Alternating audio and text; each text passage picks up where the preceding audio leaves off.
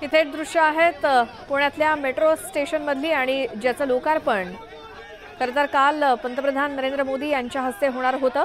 मात्र काही कारणास्तव काल हा मोदींचा दौरा रद्द झाला आणि याच मेट्रो मार्गाचं प्रतिकात्मक उद्घाटन हे महाविकास आघाडीने करण्याचं ठरवले आणि त्यासाठीच आज महाविकास आघाडीचे नेते मोठ्या संख्येने जमलेत। पुणे मेट्रो उद्घाटनावरून काँग्रेस आक्रमक झाली आहे। थेट जाऊयात आमचे प्रतिनिधी पुण्यातून वैभव सोनावणे आहेत आपल्यासोबत। वैभव, मगाशी सगळे नेते आपल्याशी बोलत होते, मात्र आता अचानक काय गोंधळ उडालाय?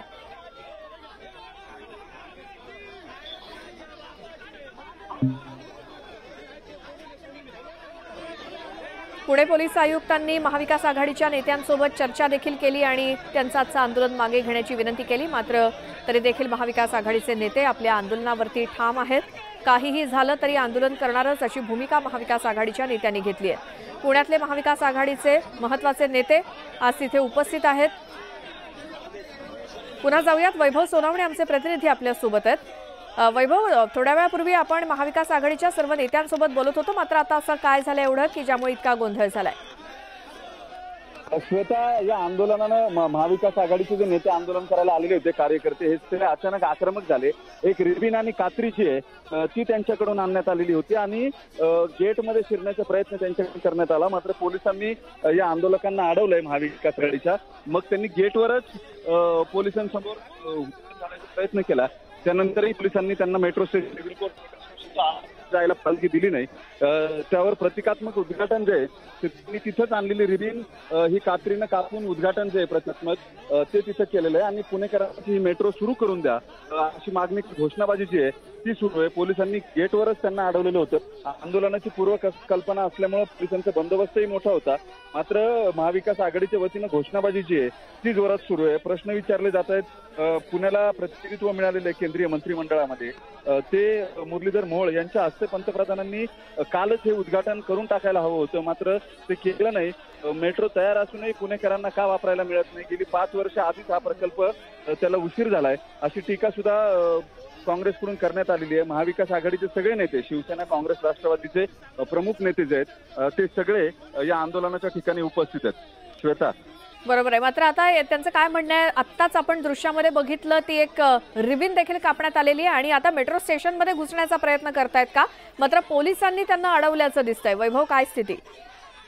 महाविकास आघाडीनं हे आंदोलन मेट्रो आजच सुरू करणार अशा स्वरूपाची घोषणा करून केलेलं होतं। आता त्यांनी प्रतिकात्मक रिबीन कापली आहे, मात्र प्रत्यक्षात मेट्रो चालवणार कोण असा प्रश्न आहे। याचं कारण ऑपरेशन ही काही या महाविकास आघाडीच्या नेत्यांना येत नाहीत। पण प्रतिकात्मक आंदोलन म्हणून त्यांनी हे आंदोलन केलंय। या आंदोलनामध्ये महाविकास आघाडीचे सगळे नेते सहभागी झालेत आणि उद्घाटन करायचं, सिंबॉलिक उद्घाटन करायचं म्हणून या अशा पद्धतीनं या आंदोलनाची घोषणा करण्यात आलेली होती आणि प्रतिकात्मक उद्घाटन करण्यासाठी सुरुवातीला आतमध्ये प्रयत्न त्यांनी केला। मात्र प्रत्यक्षात जेव्हा त्यांना यश आलं नाही तेव्हा बाहेरच लाल रिबीन आणि कात्रीनं ही रिबीन कापून कार्यकर्त्यांनी 2 बाजूंना रिबीन धरली आणि गेटवरच हे उद्घाटन झालं असं जाहीर करण्यात आलंय। आता प्रश्न उरलाय तो ही मेट्रो नेमकं चालवणार कोण?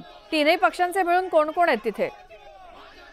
तिन्ही पक्षांचे शहराध्यक्ष जे आहेत ते इथे आहेत। आमदार रवी धंगेकर आहेत, माजी आमदार मोहन जोशी सुद्धा होते आणि अभय छाजेड आहेत काँग्रेसचे नेते। काँग्रेसच्या पुढाकारानं झालेलं हे आंदोलन होतं। शिवसेनेचे शहराध्यक्ष संजय मोरे ते सुद्धा पोहोचलेत। राष्ट्रवादी शरद पवार पक्षाचे प्रशांत जगताप आणि त्यांचे कार्यकर्ते हे सुद्धा या आंदोलनामध्ये सहभागी झालेले आहेत। आणि आता देखील पोलिसांसोबत बाचाबाची चालली आहे या आंदोलनकर्त्यांची। त्यांना आतमध्ये जायचंय कदाचित, मात्र पोलीस तिथं त्यांना रोखण्याचं काम करतायत। रिबीन तर कापून झालेली आहे पोलीस समोर असताना देखील, विरोध असताना सुद्धा। मात्र आता बघूयात या सगळ्या नेत्यांना आतमध्ये या मेट्रो स्टेशन मध्ये जायला यश येतं का? वैभव, काय माहिती? श्वेता, या नेत्यांना आतमध्ये जाऊ दिलं जाणार नाही।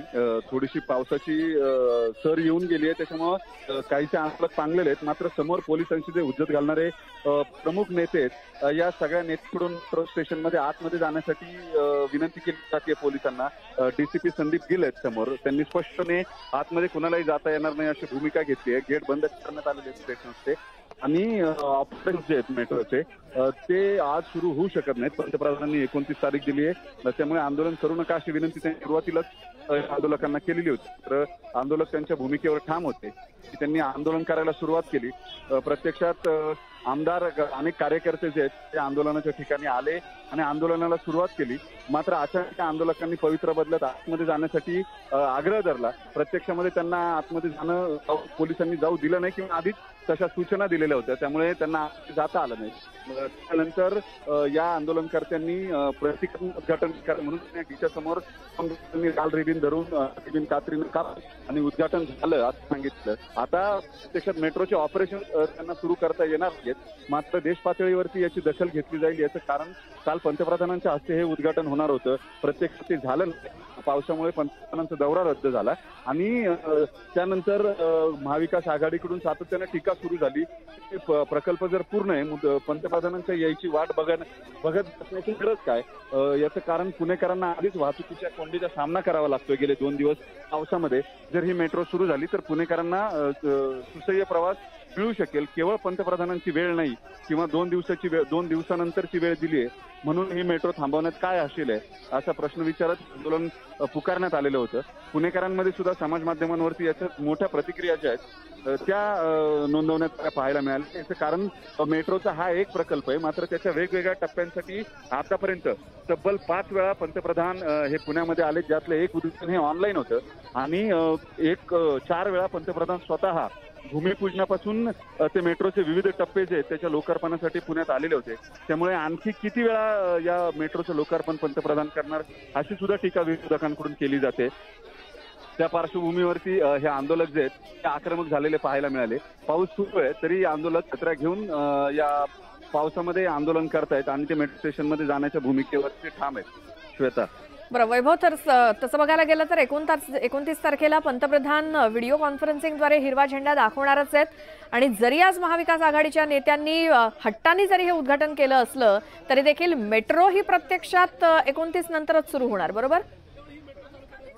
श्वेता, बरोबर आहे. याचं कारण मेट्रो धावायची जी ऑपरेशन किंवा ती जी प्रक्रिया आहे या सगळ्या प्रक्रियेमध्ये मेट्रोचे ड्रायव्हर्स लागतील किंवा मेट्रोचं कंट्रोल रूम लागेल, या सगळ्यांची इन्व्हॉल्वमेंट लागेल.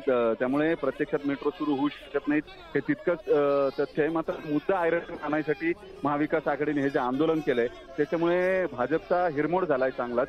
एकतर शक्ती प्रदर्शन करायचा प्रयत्न भाजपकडून करण्यात आलेला होता.